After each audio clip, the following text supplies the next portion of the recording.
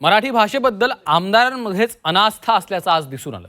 मराठी भाषा गौरव दिनानिमित्त विधानभवनात आज विशेष कार्यक्रमाचं आयोजन करण्यात आलं होतं। जाववे विनोदाच्या गावा ज्येष्ठ लेखकांच्या साहित्य कृतींचं अभिवाचन तसंच लोकसेवेचा लोकजागर या ग्रंथाचं प्रकाशन देखील आयोजित करण्यात आलं होतं।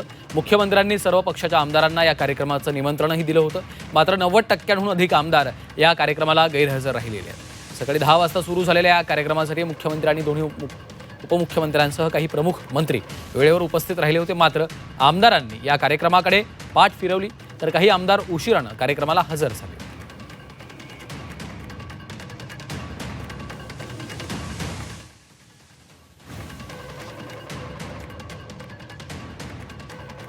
नाही, मला वाटते योग्य नाही। मराठी भाषा आपला स्वाभिमान आहे, मराठी भाषा आपला अभिमान आहे, मराठी भाषा ही आमची आई आहे। मला वाटते की आमदारांनी वेळेत अशा कार्यक्रमाला यायला पाहिजे।